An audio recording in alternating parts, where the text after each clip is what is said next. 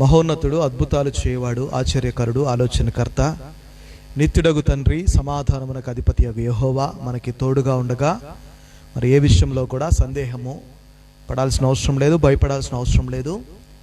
జాగ్రత్త కలిగి మరి దేవునికి మహిమకరమైన జీవితాన్ని మనమందరం కూడా జీవించవలసిందిగా ప్రభు పేరిట విజ్ఞప్తి చేస్తున్నాను.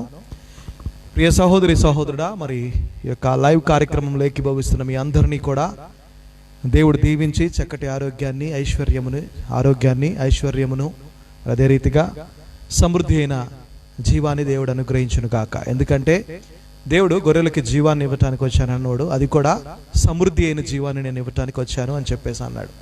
ఈరోజు సమృద్ధి అయిన జీవము దేవుడు మనకు అనుగ్రహించును గాక. God bless you. మీ అందరినీ దేవుడు దీవించును గాక. ప్రార్థన చేసుకొని మరి వాక్య భాగంను ధ్యానించుకుందాం. మనము అందరం కళ్ళు మూసుకున్నట్లయితే ప్రార్థన చేసుకొని వాక్య భాగాన్ని ధ్యానించుకుందాం. మహాపరిశుద్ధుడైన మా దేవా, నీకే స్తుతులు స్తోత్రములు చెల్లించుకుంటున్నాం తండ్రి. గనుడువైన మా ప్రభువా, మహోన్నతమైన స్థలంలో నివసించే మా యేసయ్యా, నీకే స్తుతులు చెల్లించుకుంటున్నాను. సర్వ సృష్టికి మూల కారణము, సర్వాధికారివైన దేవుడవి, సర్వలోకనాథుడవి, అబ్రహాము దేవా, ఇస్సాకు దేవా, యాకోబు దేవా, నీకే స్తుతులు చెల్లించుకుంటున్నాను.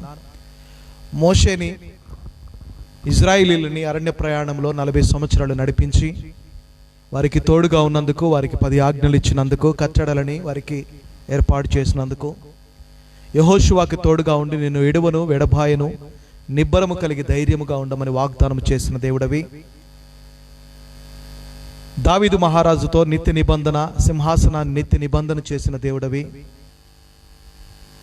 రోగుల్ని స్వస్థపరిచిన దేవుడవి, ఆర్థిక సమస్యలతో కూరికిపోయిన వారిని లేవనెత్తిన దేవుడవి, మానసికంగా కృంగిపోయిన వారిని లేవనెత్తి వారికి స్వస్థతని, విడుదలను దయచేసిన దేవుడవి, చీకటి అంధకార శక్తులు, చేతబడి, బాణామతి, క్షుద్ర శక్తుల నుంచి కూడా నీ బిడ్డలందరినీ కూడా విడిపించి శ్రేష్టకరమైన జీవితాన్ని వారికి ఇచ్చినందుకు నీకే స్తుతులు చెల్లించుకుంటూ మరి లైవ్ కార్యక్రమంలో ఏకీభవిస్తున్న నీ బిడ్డలందరి మీద కూడా నీ ఆత్మను కుమ్మరించమని, నీ గాయపడిన హస్తముతో వారిని తాకి వారిని ముట్టి స్వస్థతను దయచేయమని, మరి ఈ లైవ్ కార్యక్రమంలో వాక్యాన్ని మేము ధ్యానించుకుంటూ ఉండగా నీ వాక్యము ద్వారా నీ బిడ్డలతో మాట్లాడి వారికి గొప్ప విడుదలను దయచేయమని, వినగలిగిన చెవులని, గ్రహించగలిగిన హృదయాన్ని వారందరికీ కూడా అనుగ్రహించమని, నీ దీనదాసుడైన నన్ను, దేనికి పనికిరాని వాడిని, అల్పుడని, అయోగ్యుడిని, మరి నన్ను నీ సిలువ చాటును మరుగుపరిచి నీ నోటిబూరగా నన్ను వాడుకొని సమస్త మహిమ ఘనత ప్రభావములు నువ్వు ఒక్కడవే పొందుకోమని యేసయ్య పరిశుద్ధ నామంలో అడిగి వేడుకొంటూ ప్రార్థిస్తున్నాం తండ్రి, ఆమేన్. రైట్, దేవుని స్తోత్రం. మీ అందరికీ కూడా హృదయపూర్వక ధన్యవాదాలు తెలియజేసుకుంటున్నాను. ఈరోజు వరకు దేవుడు మనల్ని ఎంతగానో కాపాడుతూ చక్కటి ఆరోగ్యాన్ని, ఆయుష్ని, చక్కటి శక్తిని దేవుడు మనకి అనుగ్రహించినందుకు దేవాది దేవునికి కృతజ్ఞతాస్తుతులు చెల్లించుకుంటున్నాం. ఈరోజు వాక్యాన్ని ధ్యానించుకునే ముందు మరి పీక్ స్టేజ్లో మనం ఉన్నాము. దీనికంటూ ఒక మెడిసిన్ వచ్చేంతవరకు మరి జాగ్రత్తగా మనం ఉండాలి. కాబట్టి దయతో ఒకవేళ అవసరమైతే తప్పించి బయటికి రాకుండా మరి జాగ్రత్తగా ఇళ్లలోనే ఉంటూ మీ ఆరోగ్యాన్ని, మీ కుటుంబాలని కూడా కాపాడుకోవాల్సిందిగా, పెళ్ళిళ్ళని, ఫంక్షన్లని, గృహప్రవేశాలని,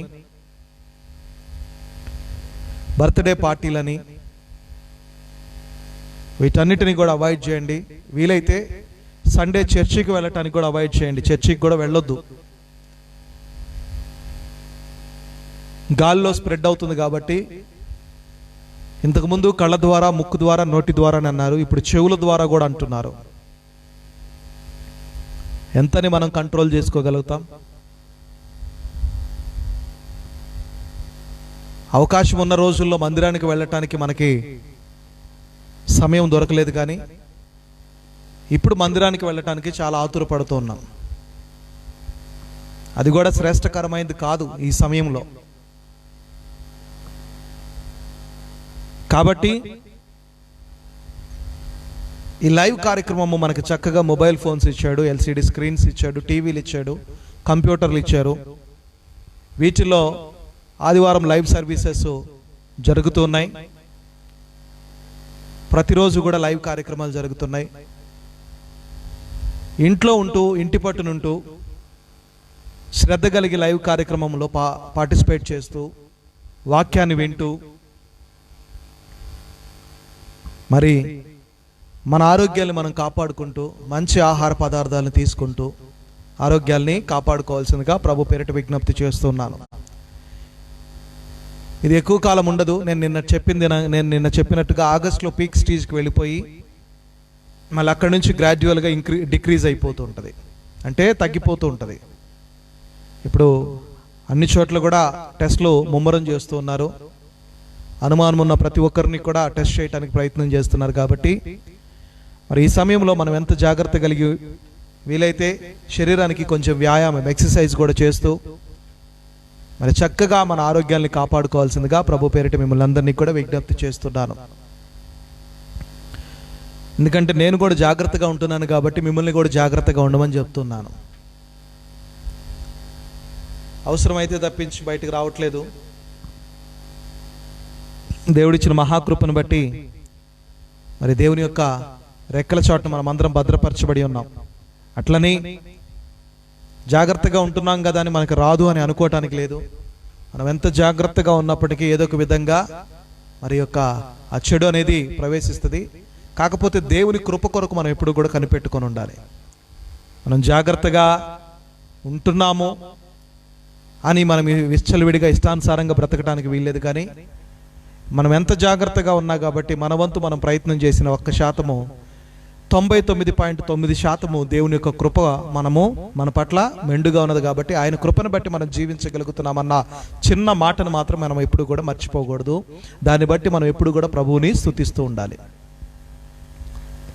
అయ్యా, నేను ఎంత జాగ్రత్తగా ఉన్నప్పటికీ కూడా నీ కృప లేకపోతే నా జీవితం వ్యర్థమే, నీ కృప లేకపోతే నా బ్రతుకు వ్యర్థమే, నీ కృప లేకపోతే నేను జీవిస్తున్న ఈ యొక్క జీవనం అంతా కూడా వ్యర్థమే.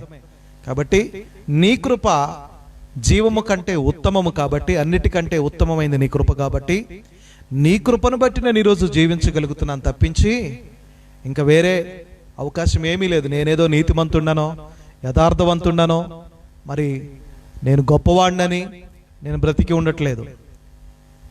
బికాస్ ఆఫ్ యువర్ గ్రేస్, నీ యొక్క కృపని బట్టే, నీ కృపని బట్టే నేను ఈరోజు ఆరోగ్యంగాను, మరి నేను కావచ్చు, నా కుటుంబం కావచ్చు, నా రక్త సంబంధికులు కావచ్చు, ఇరుగు పొరుగు వారు కావచ్చు, సంఘస్థులు కావచ్చు, దేవుని కృపను బట్టే జీవించగలుగుతున్నాం.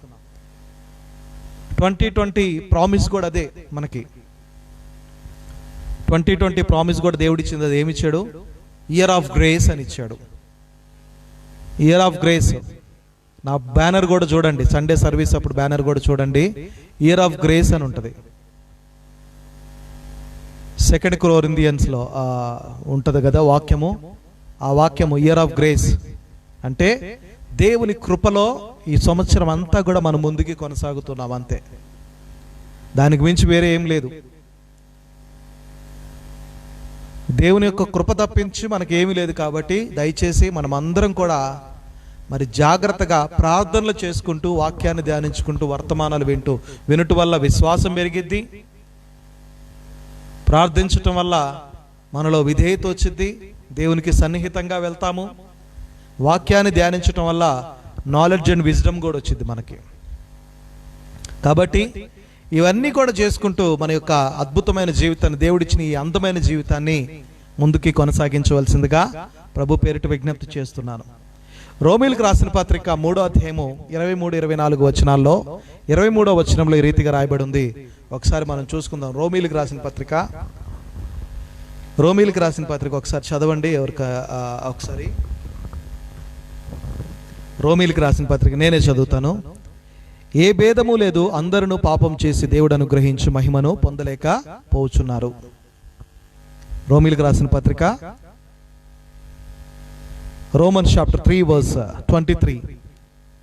ఏ భేదము లేదు, అందరూ పాపం చేసి దేవుడు అనుగ్రహించి మహిమని పొందలేకపోతున్నారు. అందరూ పాపం చేసి దేవుడు అనుగ్రహించి మహిమని పొందలేకపోతున్నారు. ఈరోజు ఇప్పుడున్న పరిస్థితుల్లో నిజంగా ఈ వైరస్కి ఏ భేదం లేదు. వైరస్కి, ఈ కరోనా వైరస్ అనే ఈ యొక్క వైరస్కి ఏ భేదం లేదు. హిందువులనో, ముస్లిమ్స్ అనో, క్రిస్టియన్స్ అనో, సిక్కులనో, బౌద్ధిస్టులనో, మరి ఏ కులం వారు, ఏ మతం వారు, చిన్నపిల్లలు, పెద్దవాళ్ళు, మధ్య వాళ్ళు, ఉన్నవాళ్ళు, పేదవాళ్ళు, మధ్య తరగతి వాళ్ళు, సినిమా ఇండస్ట్రీ వాళ్ళు, పొలిటీషియన్స్, పనులు చేసుకునే వాళ్ళు, కూలీలు, చిన్న చిన్న వ్యాపారస్తులు, ఏ భేదం లేదు ఈ వైరస్కి. ఎవరు నిర్లక్ష్య స్వభావంతో ఉంటారో, ఎవరు చెప్పిన మాట వినకుండా ఉంటారో, ఎవరు తగు మాత్రం జాగ్రత్తలు తీసుకోకుండా ఉంటారో వారందరూ కూడా ఈ వైరస్ బారిన పడుతున్నారు. ఈరోజు చూస్తూ ఉంటే చాలామంది యవనస్తులు ఎక్కువగా మృత్యువాత పడుతున్నారు. ఎందుకంటే కనుక యవనస్తులు చాలా నిర్లక్ష్య స్వభావంలో ఉంటూ ఉన్నారు. ఒకప్పుడు మనకు వచ్చిన రిపోర్టు ప్రకారము బిలో 10 years వాళ్ళు, అబౌవ్ 60 years వాళ్ళకి ఇది డేంజరస్ అన్నారు. కానీ ఇప్పుడు చెప్తున్న రిపోర్ట్స్, లేటెస్ట్ అప్డేట్స్ ప్రకారం చూసుకుంటే కనుక WHO, వరల్డ్ హెల్త్ ఆర్గనైజేషన్ వాళ్ళు చెప్తున్న లేటెస్ట్ అప్డేట్స్ చూసుకుంటే కనుక ఎవరికి ఎక్కువ సివియర్గా ఉంటుందంటే ఆల్రెడీ హెల్త్ ప్రాబ్లమ్స్ ఉన్న వాళ్ళు కాదు, వాళ్ళకు కూడా ఉంది. వాళ్ళకు మాత్రమే కాకుండా యంగ్స్టర్స్, యవనస్తులు, 45 years లోపు వాళ్ళు, వీళ్ళకి ఎక్కువ సివియారిటీగా అవుతుంది అన్నారు. ఎందుకు అంటే వాళ్ళు చాలా నిర్లక్ష్య స్వభావంతో ఉంటూ మాస్కులు లేకుండా విచ్చలవిడిగా బయట తిరుగుతున్నారు. మాస్కులు లేకుండా విచ్చలవిడిగా బయట తిరుగుతున్నారు కాబట్టి వారి వల్ల, వారికి మాత్రమే కదా, వాళ్ళ వల్ల వారి కుటుంబ సభ్యులకు కూడా ఇది ఒక సమస్యగా మారిపోయిందని చెప్పేసి అంటున్నారు. కాబట్టి మాస్క్ అనేది కంపల్సరీ. ఈ చేతులు కడుక్కోవటం అనేది బైబిల్ గ్రంథంలో ఉంది. మీరు ఎక్కడైనా చూసారో లేదో ఎప్పుడన్నా? బైబిల్ గ్రంథంలో ఉంది, మీ చేతులు కాళ్ళు శుభ్రంగా కడుక్కోవాలని ఉంటుంది. బైబిల్ ప్రకారం ఇదంతా కూడా జరుగుతుందంతా. ఇళ్లలో నుంచి బయటకు రావద్దన్నది నిర్గమాకాండంలో మనకి మరి ఆ 10వ తెగులప్పుడు ఎవరు ఇళ్లలో నుంచి బయటకు రావద్దు, ఇంట్లో నుంచి బయటకు వచ్చిన వాడు చచ్చును అని చెప్పేసి ఉంది. మీ ద్వారబంధముల మీద రక్తపు మరకలు ఉండాలి అన్నది మనకు అక్కడ రాయబడి ఉంది. సంహారపు దూత ఎవరి ద్వారాల మీద మరి గొర్రెపిల్ల యొక్క రక్తం ఉంటుందో ఆ యొక్క ఇంటిని సంహారపు దూత దాటి వెళ్ళిపోయింది. అంటే మన ఇళ్ల మీద ఏముండాలి? యేసు ప్రభు యొక్క రక్తము కుమ్మరింపబడాలి ఉండాలి. ఆయన రక్తం చేత మన గృహాలు, మన దేహాలు కడగబడి ఉండాలి. కాబట్టి మన ఇంటి చుట్టూ కూడా ఎప్పుడు కూడా నేను ఎప్పుడు ప్రార్థన చేస్తూ ఉంటాను, చెప్తూ ఉంటాను, మీకు కూడా చెప్తూ ఉంటాను. ఏది మనం చెప్తూ ఉంటానంటే గద్దించండి, డెవిల్ని గద్దించండి, వైరస్ని గద్దించండి యేసు నామంలో. మీ కాంపౌండ్, ఒకవేళ మీరు ఇండిపెండెంట్ హౌస్ అయితే మీ ఇంటి చుట్టూ కూడా కాంపౌండ్లో తిరుగుతూ గద్దించండి, బైండప్ చేయండి.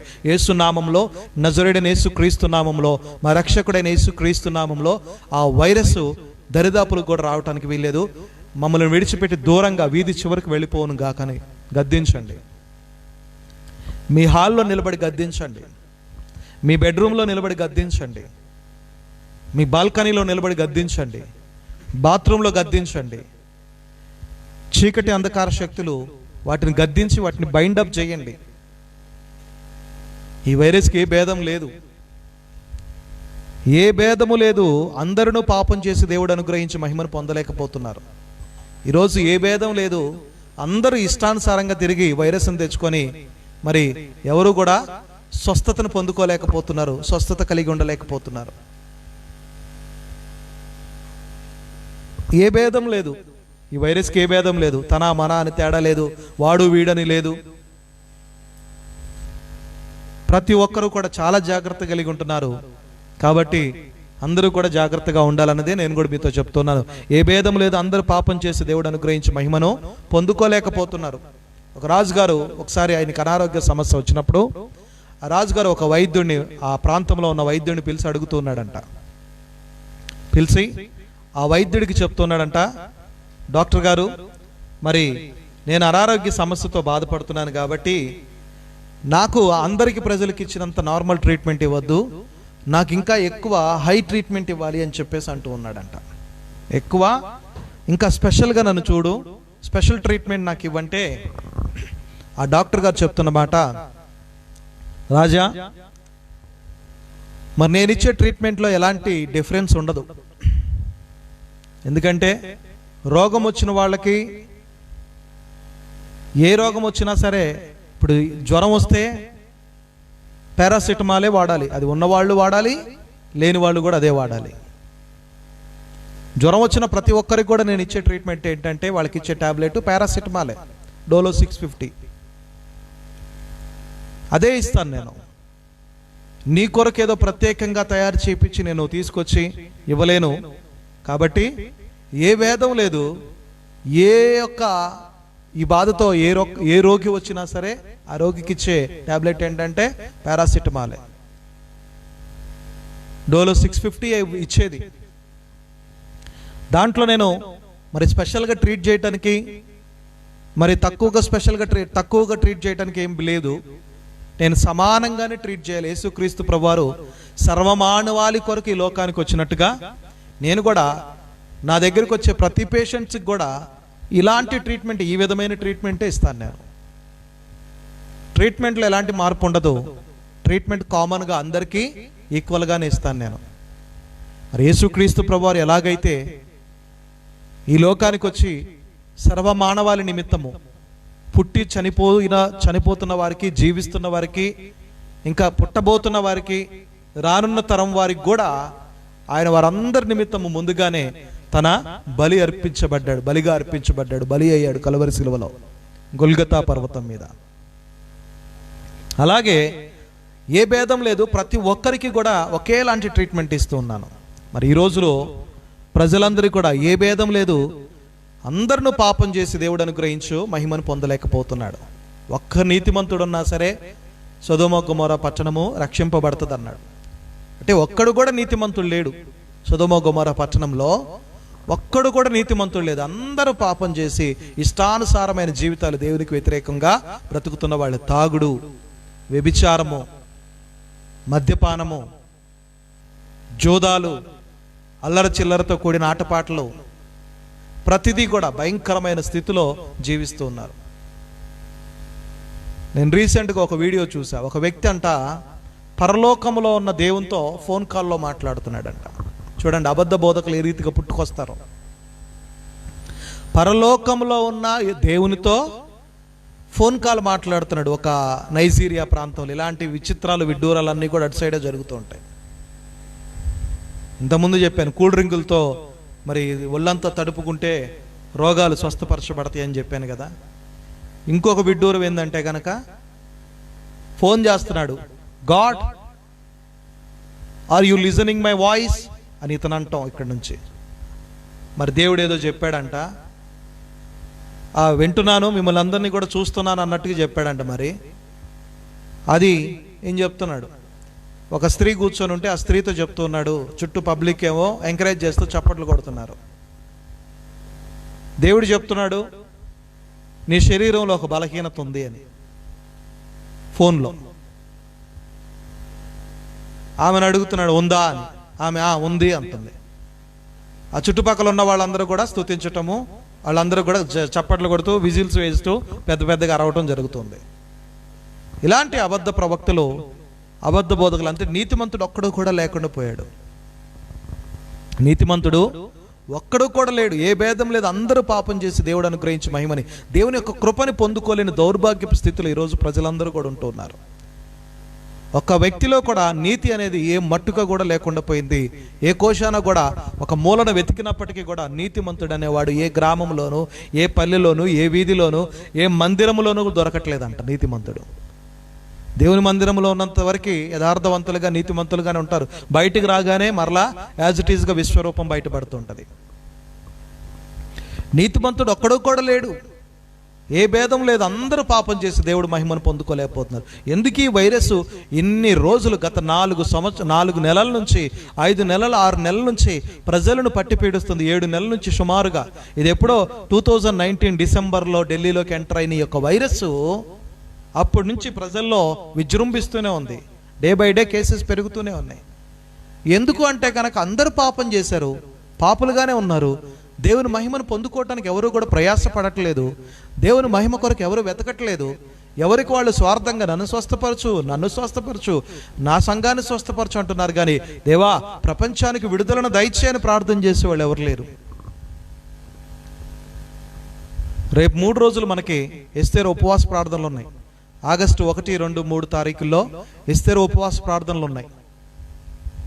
మరి కమిటెడ్ టైం ఇచ్చిన వాళ్ళు ఉన్నారు మీలో. లాస్ట్ మంత్ కూడా ఎస్తేరు ఉపవాస ప్రార్థనలో కొంతమంది కమిటెడ్ టైం ఇచ్చారు. ఒకవేళ ఇవ్వకపోతే కనుక దయచేసి కమిటెడ్ టైం, మీ టైము మాకు పోస్ట్ చేయండి. ఎస్తేరు ఉపవాస ప్రార్థనలో మనం ప్రార్థన చేస్తే తప్పకుండా దేవుడు మన ప్రార్థనని, ఎస్తేరు ఉపవాసం ఉండి ప్రార్థించినప్పుడు తాకీదులు మారినట్టుగా మరి పరిస్థితులన్నీ కూడా మారిపోతాయి. ఎప్పుడు ఇలా ఉంటుందని అంటలేదు, మారతాయి. కానీ మనం ప్రార్థన చేస్తే అది ఇంకా త్వరగా జరుగుతుంది కార్యం అనేది. అందరూ పాపం చేసి దేవుని మహిమను పొందుకోలేకపోతున్నారు. మరి అందరూ పాపులుగానే ఉంటున్నారు, నీతిమంతుడు ఒక్కడూ లేడని చెప్పేసి రోమీయులకు రాసిన పత్రిక 3వ అధ్యాయము 9, 10, 11 వచనాలు ఈ రీతిగా ఉంది చూడండి. రోమీయులకు రాసిన పత్రిక 3వ అధ్యాయము 9, 10, 11 వచనాలు ఒకసారి చదువుకుందాం. అలాగైనా ఏమందుము, మేము వారికంటే శ్రేష్ఠులమా, తక్కువ వారమా? ఎంత మాత్రము కాదు. యూదులేమి గ్రీసు దేశస్థులేమి అందరూ పాపమునకు లోనై ఉన్నారని ఇంతకు ముందు దోషారోపణ చేసి ఉన్నాము. చూడండి, అందరూ కూడా పాపమునకు లోనై ఉన్నారంట. ఎవ్వరు కూడా పరిశుద్ధులనే ఈ భూమి మీద జీవిస్తున్న ఇన్ని వేల కోట్ల మంది ప్రజల్లో ఒక్క వ్యక్తి కూడా పరిశుద్ధుడు కనిపించట్లేదు దేవునికి. అందరూ యూదులేమి, గ్రీకు దేశస్థులేమి, ఆయా మతాలకు సంబంధించిన వారు, కులాలకు సంబంధించిన వారు, ఆయా వర్గాలకు సంబంధించిన వారు, ప్రతి ఒక్కరు కూడా పాపాన్ని మూటగట్టుకొని ఉన్నారు. పాపపు జీవితంలో ఏదో మనం దేవుని యొక్క కృపను బట్టి బ్రతికుంటున్నాం కానీ, లేకపోతే మన పాపాలను బట్టో మన యొక్క మరి చెడ్డ క్రియలను బట్టి తీర్పు తీర్చడం అయితే గనక ఎప్పుడో మనము వెళ్ళిపోయేవాళ్ళం, ఎప్పుడో మన జీవిత గమ్యము ముగించబడేది. దేవుని కృపను బట్టి ఇంకా మారతారు, ఇంకా నా బిడ్డలు మారతారు, ఇంకా నన్ను వెతుకుతారు, నా దగ్గరికి వచ్చి నన్ను బతిమలాడుకుంటారని దేవుడు కృప కలిగిన వాడు కాబట్టి, యేసయ్య ఎంతో కృప కలిగిన వాడు కాబట్టి, మరి తండ్రి, కుమార, పరిశుద్ధాత్మ దేవుడు కృప కలిగిన వాడు కాబట్టి ఆయన కృపను బట్టి మనం జీవించగలుగుతున్నాం. 4 ముద్దలు మన నోట్లోకి వెళ్ళగలుగుతున్నాయి, 5 వేళ్ళు నోట్లోకి వెళ్ళగలుగుతున్నాయి. అందరూ కూడా పాపం చేస్తున్నారు, యూదులేమి, గ్రీసస్తులేమి అందరూ పాపం లోనైన వారే ఇంతకుముందు దోషారోపణ చేసి ఉన్నారని చెప్పేసి అంటున్నారు. ఇందును గూర్చి రాయబడినది ఏమనగా, చదవండి. నీతిమంతుడు లేడు, ఒక్కడును లేడు, గ్రహించువాడెవడునూ లేడు, దేవుని వెదకువాడెవడునూ లేడు. చాలండి, దేవుని వెదకువాడు ఎవడు లేడంట. ఏమంటున్నాడు? ఇందును గూర్చి రాయబడినది ఏమనగా, దీని గురించి ఏం చెప్తున్నారంటే కనుక మరి అపోస్తలుడైన పౌలు చెప్తున్న మాటలు ఏంటంటే, ఇందును గూర్చి రాయబడినది ఏమనగా, నీతిమంతుడు లేడు, ఒక్కడు లేడు, గ్రహించువాడు ఎవడు లేడు, ఆ దేవుని వెదకువాడెవడు లేడు అని చెప్పేసి అన్నాడు. నీతిమంతుడు ఒక్కడు కూడా లేడంటే ఈ భూమి మీద. ఒక ఇండియాలోనే 135 కోట్ల మంది ప్రజలుంటే, ఈ 135 కోట్ల మంది ప్రజల్లోనే ఒక్క నీతిమంతుడు కూడా దేవుడు కనిపించట్లేదు. మరి చైనా జనాభా మనకంటే ఇంకా ఎక్కువ, రెట్టింపు జనాభా. వేరే కంట్రీస్ చూసుకుంటే మొత్తం కూడా కొన్ని వేల కోట్ల ప్రజలలో ఈ భూమి మీద భారముగా ఉన్నాం మనమంతా కూడా. ఒక్కడు నీతిమంతుడు లేడు, ఒక్కడు కూడా పరిశుద్ధుడు లేడు, ఒక్కడు దేవుణ్ణి వెతుకువాడు ఎవడు కూడా లేడంట. గ్రహించువాడు లేడు, దేవుని వెతుకువాడు ఎవడు లేడు. ఎవరికి వారు స్వార్థపూరితమైన జీవితాన్ని జీవిస్తున్నారు, స్వార్థంగా బ్రతుకుతున్నారు. ఏంటా స్వార్థం అంటే, నేను బాగుంటే చాలు, నా కుటుంబం బాగుంటే చాలు, నేను రక్షింపబడితే చాలు, నా కుటుంబం రక్షింపబడితే చాలు, నేను బాగుండాలి, నా సంఘం బాగుండాలి, నేను బాగుండాలి, నా ప్రాంతం బాగుండాలి. ఇదే స్వార్థపూరితమైన జీవితాలతోటి ప్రతి ఒక్కరూ కూడా స్వార్థంతో ఉంటూ ఉన్నారు. నిస్వార్థమైన జీవితం లేదు, గ్రహించువాడు ఎవడు లేడు, దేవుణ్ణి వెతకవాడు ఎవ్వడు కూడా లేడంట. అందరూ కూడా ఈ లోకంలో ఎలా బ్రతకాలో వెతుకుతూ ఉన్నారు, బ్రతకటానికి మార్గాలు వెతుక్కుంటున్నారు, గొప్పవాళ్ళు అవటానికి మార్గాలు వెతుక్కుంటున్నారు. కానీ దేవుని హృదయపూర్వకంగా వెతికే వాళ్ళు ఎవరు లేరని చెప్పేసి అపోస్తలుడైన పౌలు ఆ కాలంలోనే గ్రహించి రాసిన సంగతులు ఇవి. ఇందు గూర్చి రాయబడినది ఏమనగా, నీతిమంతుడు లేడు, ఒక్కడును లేడు, గ్రహించువాడును లేడు, దేవుని వెతకువాడును లేనే లేడు. దేవుని వెతికేవారు ఎవరూ కూడా కనిపించట్లేదు. దేవుడు తన కృప అందరి మీద ఒక విధంగానే, దేవుడు చెడ్డవారి మీదను మంచివారి మీదను తన సూర్యుని ఉదయింప చేయను అని చెప్పేసి మత్తయి సువార్తలో ఉంది. దేవుని కృప అందరి మీద సమానంగా, వర్షం పడిందంటే, ఒక ప్రాంతంలో వర్షం పడిందంటే అక్కడున్న అందరి మీద సమానంగా పడింది. కాకపోతే దాంట్లో కొంతమంది తడుస్తారు, కొంతమంది తడవరు. కొంతమంది ఇళ్లలో నుంచి బయటకు రారు, కొంతమంది బయటకు వస్తే గొడుగులు వేసుకొని వస్తారు, కొంతమంది జెర్కిన్స్ వేసుకొని వస్తారు, కొంతమంది అయితే క్యాపులు పెట్టుకొని వస్తారు, మరి కొంతమంది అయితే ఏమీ లేకుండా నార్మల్గానే బయట తిరుగుతూ ఉంటారు. చెడ్డవారి మీద మంచివారి మీద సమానమైన కృపను ఆయన చూపిస్తున్నాడు. కాకపోతే మనం పొందుకునే విధానంలో చాలా మార్పులు ఉంటూ ఉంటాయి. సూర్యుడు ప్రతి ఒక్కరి మీద ఒకే రీతిగా ఉదయింపబడుతూ ఉంటాడు. ఉదయకాంతి అందరి మీద ఒకే విధంగా ప్రకాశింపబడుతూ ఉంటుంది. కొంతమంది చీకటి అంధకార శక్తులతో పట్టబడి చీకటి జీవితాన్ని జీవిస్తూ ఉంటారు. ప్రియ సహోదరి సహోదరుడా, నీతిమంతులుగా, యథార్థవంతులుగా, నిందారహితులుగా ఉండాలన్నది దేవుని యొక్క ఉద్దేశం. ఆయన భూమి మీద ఎవరైనా నీతిమంతుడు ఉన్నాడా అని మన వైపు ఎతికినప్పుడు మనం ఎలా కనిపించాలంట? మనకున్న పరిధిలోనే మనం నీతిగా జీవించటం మొదలు పెట్టాలి. యథార్థవంతులుగాను మంచివారిగా జీవించి దేవుని యొక్క మహిమను పొందుకునే వారిగా ఉండాలి. ఏ భేదం లేదు. అందరూ పాపం చేసి దేవుని యొక్క అనుగ్రహించి మహిమను పొందలేకపోతున్నారు అన్నది మనకి మూలవాక్యం ఈరోజు. కాబట్టి మనకున్న పరిధిలోనే, ప్రపంచంలో ఉన్న వారందరికంటే నేనే నీతిమంతుడని చెప్పుకోవడంలో ప్రయోజనం లేదు. మన పరిధిలోనే, మనకున్న చుట్టుపక్కల ప్రదేశంలోనే మనం నీతిగా జీవించడానికి ప్రయత్నిస్తే ఆటోమేటిక్గా ఆయన మహిమను మన మీద కుమ్మరింపబడుతుంటుంది. ఆయన మహిమను మనం పొందుకుంటాం. ఆయన మహిమ మన మీదకు దిగి వస్తుంది ఎప్పుడు? మనం నీతిమంతులుగా జీవించినప్పుడు. నోవాహు కాలంలో ఆదికాండము 6వ అధ్యాయంలో చూసుకుంటే, దేవుడు భూమి మీద నీతిమంతుల కొరకు వెతికినప్పుడు, అక్కడ ప్రజలని సృష్టించినందుకు ఆయన ఎంతో బాధపడుతూ ఉన్నాడంట. ఈ యొక్క జనాలని సృష్టించినప్పుడు వాడి యొక్క నరుల యొక్క చెడుతనమును చూసినప్పుడు, నరుల యొక్క చెడు మార్గాలను చూసినప్పుడు, వారి యొక్క పద్ధతులని చూసినప్పుడు దేవుడు ఎంతగానో బాధపడి ఎవరైనా నీతిమంతులు ఉన్నారేమో అని వెతికి చూసినప్పుడు ఒక్క వ్యక్తి కనిపించాడు. ఎవరంట ఆయన? నోవాహు. చూడండి, 6వ అధ్యాయము 5వ వచనం నుంచి 9వ వచనం వరకు ఒకసారి చదువుకుందాము. ఆదికాండము 6వ అధ్యాయము 5వ వచనం నుంచి జెనసిస్ చాప్టర్ 6 verse 5 to 9 వరకు ఒకసారి చూసుకుందాం. నరుల చెడుతనము భూమి మీద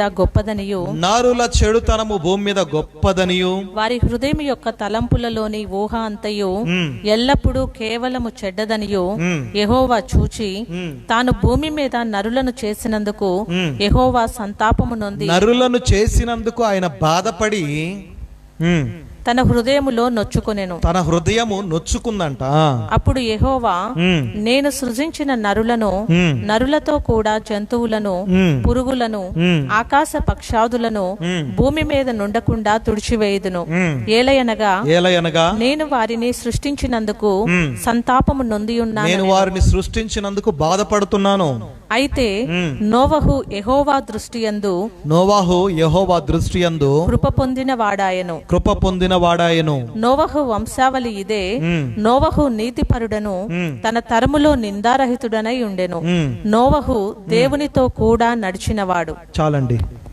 చూడండి, అక్కడ చూసుకుంటే దేవుడు మనుషుల్ని సృజించినందుకు ఆయన ఎంతో సంతాపము నొందాడంట. అంతే, తన హృదయము నొచ్చుకున్నది అని అక్కడ రాయబడి ఉన్నది. దేవాది దేవుడు నరులను ఎంతో ఆప్యాయంగాను తన స్వరూపంలో తన పోలికల చొప్పున సృజించుకున్నాడు. సృష్టిలో దేనిని తయారు చేసిన పర్వతాలని, జంతువులని, వృక్షాలని, లోయలని, నదులని, సముద్రాలని, మరి దేన్ని ఆకాశంలో ఎగిరే పక్షులని, దేనిని సృజించినప్పుడు కూడా ఆయనకి సంతోషం కలగలేదు. కానీ నరుడని తన పోలికల చొప్పున తయారు చేసుకున్నందుకు, తన అరచేతులలో నరుడిని చెక్కుకున్నందుకు ఆయన ఎంతగానో సంతోషపడ్డాడంట. నరుడిని చేసినప్పుడు విచిత్రంగా దేవుడు ఎంతో ఆనందపడ్డాడు. ఎంత చక్కటి రూపకల్పన, ఎంత చక్కగా నా పోలికల చొప్పున నా స్వరూపములో నేను నరులను సృజించాను, కాబట్టి నేను దేవుడని వారు నరులు అని చెప్పేసి మనకొక మంచి ధన్యతనిచ్చి దేవుడు ఏం చేశాడంట, భూమి మీదకి మనల్ని పంపించినప్పుడు భూమి మీద మన చెడుతనం అంతా కూడా భయంకరంగా అయిపోయిందంట. చెడ్డ ప్రవర్తనలు అపవాదిగాడు దూరి చక్కగా ఉన్న ఆదాము అవ్వ జీవితాల్లో అపవాదిగాడు మూడో వ్యక్తిగా ఎంటర్ అయిపోయాడు. ఎప్పుడైతే వాళ్ళిద్దరి మధ్యలో చిన్నపాటి ఎడబాటు వచ్చిందో, అంటే ఇండివిజువల్గా నేను తీసుకొస్తాను ఆహారం అని ఆదాము పని చేసుకుంటూ ఉంటే అవ్వ నేను తీసుకొస్తానని వెళ్ళింది. వెంటనే అపవాది లోపరుచుకుంది, మాట్లాడింది. ఇది నిజమా అని ఒక సందేహాన్ని కలిగించింది. అందుకే స్త్రీలు బలహీన ఘట్టము అని చెప్పేసి అన్నాడు. పత్రికల్లో చూసుకుంటే స్త్రీలు బలహీన ఘట్టం అంటే తొందరగా వాళ్ళు ఎమోషన్స్ అనేవి వాళ్ళు తొందరగా ఈజీగా క్యారీ చేస్తూ ఉంటారు, తొందరగా ఎమోషన్ అయిపోతారు. ప్రతిదానికి కూడా సంతోషం వచ్చినా పట్టలేరు, బాధ వచ్చినా పట్టలేరు, ఏదొచ్చినా కానీ పట్టలేకపోతారనమాట. దాన్ని వెంటనే ఎవరొకరితో పంచుకోవాలి, అయితే భర్తతో లేదంటే పక్కన ఉన్న వాళ్ళతో. కాబట్టి చిన్న చిన్న ఎమోషన్స్ కూడా వాళ్ళు చాలా సెన్సిటివ్ మైండెడ్గా ఉంటారు స్త్రీలు. కాబట్టి అపవాది గురి చూసి ఆ అవ్వ మీద బాణం విసిరింది. ఆ బాణం విసిరినప్పుడు ఆ బాణం ఆమెకి తగులుకుందనమాట. ఇది నిజమా అనగానే అవును సందేహం వచ్చేసింది ఆటోమేటిక్గా.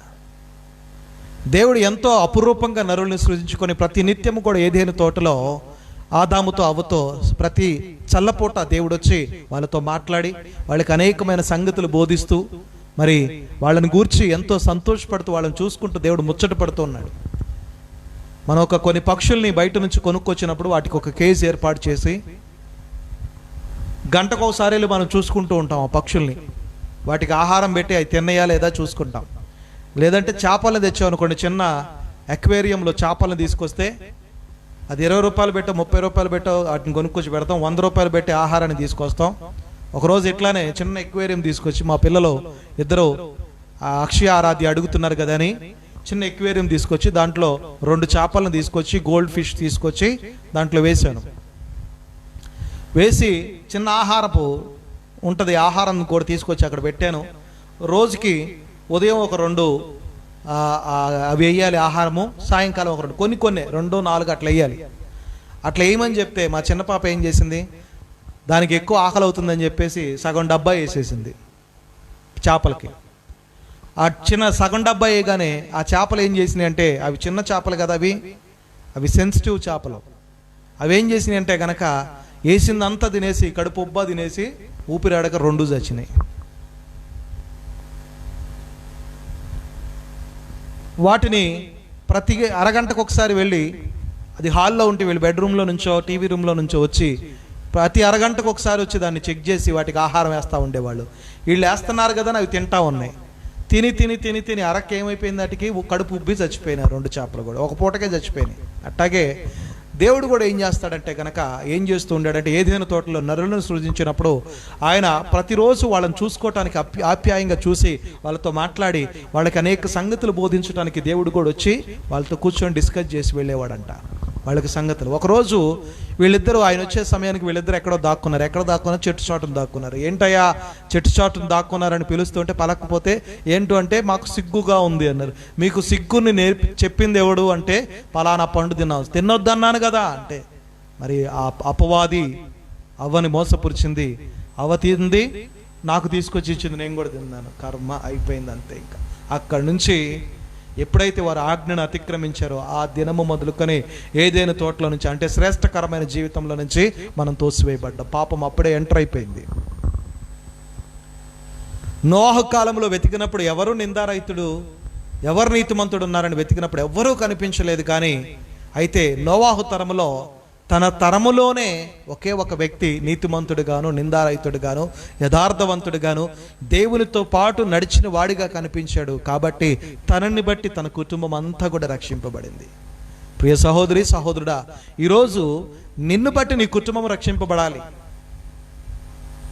అరే దేవుని ఉగ్రత మన మీదకి వచ్చినప్పుడు, అరే నా కుమారుడు రోజు ప్రార్థన చేసుకుంటాడు, చక్కగా మరి బైబిల్ వాక్యాన్ని చదువుకుంటాడు, యథార్థంగా జీవిస్తాడు, నీతిమంతుడిగా ఉంటాడు, నా కుమారుడిని బట్టి నా కుమారుడి యొక్క కుటుంబము, నా కుమార్తెను బట్టి నా కుమార్తె యొక్క కుటుంబాన్ని అంతా కూడా నేను రక్షించాలని దేవుడు మరి ఆ కుటుంబాన్ని రక్షించగలిగిన స్కోప్ ఎక్కువగా ఉంది మనకి. అందరూ నీతిమంతులుగా ఉండాలి. ఒకళ్ళు ప్రార్థన చేస్తే మిగిలిన వాళ్ళందరూ తాగుతూ చెందులు వేయమని కాదు, అందరూ నీతిమంతులుగా ఉండాలి. కాకపోతే ఒకరిని బట్టి, నోవాహును బట్టి దేవుడు తన కుటుంబాన్ని రక్షించినట్టుగా మరి దేవుడు భూమి మీద మనల్ని చూసినప్పుడు, ఈ క్షణంలో దేవుడు మనల్ని చూసినప్పుడు మనం ఎలా కనిపించాలంటే దేవునికి నీతిమంతులుగా, నిందారహితులుగా, యథార్థవంతులుగా మనం కనిపించినప్పుడు తన యొక్క మహిమని మనందరం పొందుకుంటామంట. ఏ భేదం లేదు, అందరూ పాపం చేసి దేవుని యొక్క మహిమను పొందుకోలేకపోతున్నారు. అయితే మరి ఎప్పుడైతే మనం నీతిమంతులుగా, నిందారహితులుగా, యథార్థవంతులుగా జీవిస్తామో అప్పుడు దేవుని మహిమను పొందుకుంటాం. ఈరోజు దేవుణ్ణి వెతికేవారు ఎవరు లేరు, నీతిమంతుడు ఒక్కడూ లేడు అంటున్నాడు. అయితే ప్రభువా, ఈ రోజు నుంచి నేను నిన్ను వెతుకుతాను, మరి నీతిమంతుడిగా నేను జీవిస్తాను, నిందారహితుడిగా నేను జీవిస్తానని దేవునితో ఒక తీర్మానం తీసుకోండి. మీరు ఈ రోజు నుంచి నేను ఎలా జీవిస్తాను, నీతిమంతుడిగా, నిన్ను వెతికేవాడిగాను. అక్కడ ఉంది కదా, మరి నీతిమంతుడు ఒక్కడూ లేడన్నావు కదా, నేను నీతిమంతుడిగా ఉండాలని ఆశపడుతున్నాను. గ్రహించువాడు లేడన్నావు కదా, నీ యొక్క వాక్యాన్ని గ్రహించటానికి నేను ఇష్టపడుతున్నాను. దేవుణ్ణి వెతుకువారు ఒక్కడూ లేడన్నావు కదా, మరి నేను ఈ రోజు నుంచి నిన్ను వెతుకుతాను ప్రభువా. సమయమందును అసమయమందును నిన్ను వెతుకుతూ, మరి నోవాహు తన తరములో ఎలాగైతే నీతిమంతుడిగా ఉన్నాడో, మరి నేను కూడా నీతిమంతుడిగా జీవించి మరి నీ మహిమను నేను పొందుకుంటాను అని చెప్పేసి దేవునితో ఒక తీర్మానం తీసుకుందాం. చూడండి, మరి చివరి రిఫరెన్స్ చూసుకొని మనం ముగించుకుందాం. రోమీలకు రాసిన పత్రిక 3వ అధ్యాయము 4వ అధ్యాయము 6వ వచనంలో ఒక మాట ఉంది. ఆ ప్రకారమే క్రియలు లేకుండా దేవుడేనని నీతిమంతుడిగా ఎంచునో ఆ మనుషుడు ధన్యుడని దావీదు చెప్పుచున్నాడు. 4వ అధ్యాయము 6వ వచనం, రోమీలకు రాసిన పత్రిక 4వ అధ్యాయము 6వ వచనము. ఆ ప్రకారమే క్రియలు లేకుండా దేవుడు ఎవరిని నీతిమంతుడుగా ఎంచునో, క్రియలు లేకుండా దేవుడు ఎవరిని నీతిమంతుడుగా ఎంచునో ఆ మనుషుడు ధన్యుడని, దేవుడు నీతిమంతుడుగా ఎంచిన మనుషుడు ధన్యుడని దావీదు కూడా చెప్పుచున్నాడు. ఎలాగనగా తన అతిక్రమములకు పరిహారము నొందినవాడు, తన పాపమునకు ప్రాయశ్చిత్తము నొందినవాడు ధన్యుడు. అతిక్రమమునకు పరిహారము నొందినవాడు, పాపమునకు ప్రాయశ్చిత్తము నొందినవాడు ధన్యుడు అని దేవుని వాక్యం సెలవిస్తున్నది. చూడండి, చాలండి. నీతిమంతుడిగా దేవుడు ఎవరిని నీతిమంతుడిగా ఎంచునో ఆ మనుషుడు ధన్యుడని దావీదు చెప్పుచున్నాడు. ఎవరిని దేవుడు నీతిమంతుడిగా ఎంచాలంటే మనం మొదటగా చేయాల్సింది మరి నీతిమంతులుగా జీవించాలి. నీతిమంతులుగా జీవించాలంటే మన అతిక్రమములను పరిహారము నొందిన వారంగా, అంటే అతిక్రమములను మనం దేవుని ఎదుట ఒప్పుకొని వాటి నుంచి విడుదలను పొందుకున్న వారిగా మనం ఉండాలి. పాపమునకు ప్రాయశ్చిత్తము నొందిన వారిగా మనం ఉండాలంట. పాపములు కూడా మన అతిక్రమములు అంటే ఆజ్ఞ అతిక్రమమే పాపము. ఆజ్ఞను అతిక్రమించటమే, దేవుని మాటకి విరుద్ధంగా వెళ్ళటమే అతిక్రమము. అతిక్రమములను, పాపములను దేవుని ఎదుట ఒప్పుకొని ఈ దినము మనం చేయవలసింది ఏంటంటే మన పాపాలని, మన అతిక్రమాలని దేవుని ఎదుట ఒప్పుకొని ప్రాయశ్చిత్తం అంటే వాటి విషయమై విడుదల పొందుకున్న వారు మరి దేవుని యొక్క నీతివంతుడుగా ఎంచబడటంలో ధన్యుడని దావీదు చెబుతున్నాడంట. అప్పుడు దేవుడు మన అతిక్రమాలని, పాపాలను ఒప్పుకున్నప్పుడు మనం నీతిమంతులుగా మార్చబడతాం. ఎప్పుడు నీతిమంతులుగా మార్చబడతామంటే తన రక్తము ద్వారా మనల్ని కడిగినప్పుడు, ఆయన రక్తము మన మీద ప్రోక్షింపబడినప్పుడు, మన పాపాలను ఒప్పుకున్నప్పుడు, ఆయన రక్తము మన ద్వారా మన మీద ప్రోక్షింపబడినప్పుడు, కడగబడినప్పుడు మనం నీతిమంతులుగా ఎంచబడతాం. ఎప్పుడు నీతిమంతులుగా ఎంచబడతామో అప్పుడు మనము ధన్యులమి. హల్లెలూయా. కాబట్టి ధన్యకరమైన జీవితాన్ని జీవించాలంటే గనక ఈ దినము మనము మరి మన జీవితంలో చేయబడిన అనేకమైన అతిక్రమాలని, పాపాలని ఒప్పుకొని ప్రభువా ఈ దినము మొదలుకొని నిన్ను వెంబడించేవారిగాను, ఈ దినము మొదలుకొని మరి నిన్ను వెతికేవాడిగాను, మరి నీతిమంతుడిగాను నేను ఉండాలని ఆశపడుతున్నాను. ప్రభువా దయతో నన్ను అట్టి రీతిగా సరిదిద్దు, నా బ్రతుకుని మార్చు, నన్ను బట్టి నా కుటుంబాన్ని రక్షించు అని ప్రతి ఒక్కరము కూడా హృదయపూర్వకంగా ప్రార్థన చేసుకుందాం. పెదవులతో చేసే ప్రార్థన, స్వరములతో చేసే ప్రార్థన కాదు దేవునికి అవసరం. హృదయపూర్వకమైన నీలో వచ్చిన పెయిన్ అనేది ఏదైనా ఉందంటే అది హృదయంలో నుంచి బయటకు వచ్చినప్పుడు దేవుని మహిమను పొందుకుంటాం. ప్రియ సహోదరి సహోదరుడా, ఈ సమయాన్ని దేవుడు మనకు అనుగ్రహించినందుకు దేవునికి కృతజ్ఞతలు చెల్లించుకుంటూ మరి ప్రార్థన చేసుకొని ముగించుకుందాం కార్యక్రమాన్ని. మహాపరిశుద్ధమైన మా దేవానికే స్తుతులు చెల్లించుకుంటున్నాను. లైవ్ కార్యక్రమంలో ఈరోజు చెప్పబడిన వాక్యాన్ని ప్రియ బిడ్డలందరూ విని వారి హృదయంలో భద్రపరచుకొని వాక్యానుసారమైన జీవితాన్ని జీవించి వారి పాపాలని వారి అతిక్రమాలని నీ ఎదుట ఒప్పుకొని నేను వెతికేవారిగాను నీతిమంతులుగాను నిందారహితులుగాను వారు జీవించి ప్రభువా నీ యొక్క మహిమని పొందుకునేవారిగా నీ కృపని పొందుకునేవారిగా మమ్మల్ని అందరినీ కూడా తీర్చిదిద్దమని అడుగుతున్నాను. నీ మహిమని నీ కృపని పొందుకునే ధన్యతని ఆ ధన్యుడిగా మేమందరం కూడా ఎంచబడాలి. ఈ దినమందే మరి నాయన మాకు అప్పగింపబడిన పనిలో మేము మంచివారిగా నీతిమంతులుగా చెడ్డ మాటలైనను సరస్సోక్తులైనను అల్లరితో కూడిన ఆటపాటలైనను వాటి జోలికి వెళ్లకుండా మేము జాగ్రత్త కలిగి నీ మహిమను పొందుకునేవారిగా, నీ మహిమ ప్రపంచంలో ఉన్న అన్నిటికంటే కూడా నీ గ్లోరీ ప్రపంచంలో ఉన్న వాటన్నిటికంటే కూడా ఉత్తమమైనది, అది చాలా ప్రేషియస్. కాబట్టి మరి దానిని పొందుకునే ధన్యతను మాకు దయచేయమని, నీ కృపని మా పట్ల బహుగా విస్తరింప చేయమని, నీ పాదాల చెంత మేమందరం కూడా నీ పాదాలు పట్టుకొని నీ బంగారు పాదాలు పట్టుకొని వేడుకునే భాగ్యాన్ని మాకు దయచేయమని యేసయ్య పరిశుద్ధ నామంలో అడిగి వేడుకుంటూ ప్రార్థిస్తున్నాం తండ్రి, ఆమేన్. పరలోకమందున్న మా తండ్రి, నీ నామం పరిశుద్ధపరచబడును గాక, మాకొచ్చును గాక, నీ చిత్తం పరలోకమందు నెరవేర్చినట్లు భూమి యందు నెరవేర్చబడును గాక. మానదినాహారం మాకు దయచేయము. మా ఇళ్ళ అపరాధములు చేసిన వారిని క్షమించిన ప్రకారం మా అపరాధములను క్షమించము. శోధనలోనికి పోనీక దుష్టుల నుంచి తప్పించము. రాజ్యము, శక్తి, మహిమ నిరంతరము నీవై ఉన్నావు తండ్రి, ఆమేన్. ప్రవేశ రక్తమునకు జయము, అపవాది క్రియలకు లయము. ప్రవేశ రక్తమునకు జయము, అపవాది క్రియలకు లయము. ప్రవేశ రక్తమునకు సంపూర్ణ విజయం, అపవాది క్రియలకు అనంత నాశనం. హల్లెలూయా, హల్లెలూయా, హల్లెలూయా. స్తోత్రం, స్తోత్రం, స్తోత్రం. ఆమేన్, ఆమేన్, ఆమేన్. తండ్రి యొక్కయు కుమారుని యొక్క పరిశుద్ధాత్మ యొక్కయు త్రియేక దేవుని దీవెన మీకు మాకు ఎల్లప్పుడు సదాకాలము మరి రాకడ పర్యంతం వరకు ప్రభు చిత్తం అయితే మరలా మనం అందరం కూడా తిరిగి కలుసుకునేంత వరకు తోడుగా ఉండి నడిపించును గాక, ఆమేన్. దేవుని స్తోత్రం. మీ అందరికీ కూడా హృదయపూర్వక ధన్యవాదాలు తెలియజేసుకుంటున్నాను. మరి పరిస్థితులు చాలా భయంకరమైన దినాల్లో ఉన్నాం కాబట్టి బంధువుల ఇళ్ళకి, చుట్టాల ఇళ్ళకి, స్నేహితుల ఇళ్ళకి, మరి షాపింగ్స్ కంటూ వేటికి కూడా ఏ మాత్రం కూడా తిరగకుండా జాగ్రత్తగా ఇంటి పట్టునుంటూ, ఉద్యోగాలుంటే ఉద్యోగాలకు వెళ్ళి వస్తూ జాగ్రత్తగా ఉండాలి. ఏముంది, బయట అన్నీ కూడా వదిలేశారు, లాక్డౌన్ అయిపోయింది. ఈరోజు నైట్ నుంచి కంప్లీట్ ఇంకా నైట్ కూడా స్వేచ్ఛగా తిరగవచ్చు అని చెప్పేసి 3.0 రిలీజ్ చేశారు కదా, అన్లాక్ 3.0. మరి ఇవన్నీ ఉన్నాయని చెప్పేసి ఇష్టానుసారంగా తిరగొద్దు. నేను 2 చేతులు జోడించి మిమ్మల్ని బతిమాలుకుంటున్నాను. మీ ఆరోగ్యము కాపాడుకోండి, మీ కుటుంబాన్ని కాపాడుకోండి. రోగం వచ్చిన తర్వాత బాధపడటం కంటే రోగం రాకముందే జాగ్రత్త పడటం శ్రేష్టమైనది. కాబట్టి దేవుని కృప కొరకు కనిపెడదాం. దేవుడు తన మహిమలో మనందరినీ కూడా మరి కనపరిచి ఆయన యొక్క కృపని మన పట్ల విస్తరింపు చేయను గాక. దేవుడు మిమ్మల్ని దీవించును గాక. God bless you. Thank you for watching this live. God bless you all.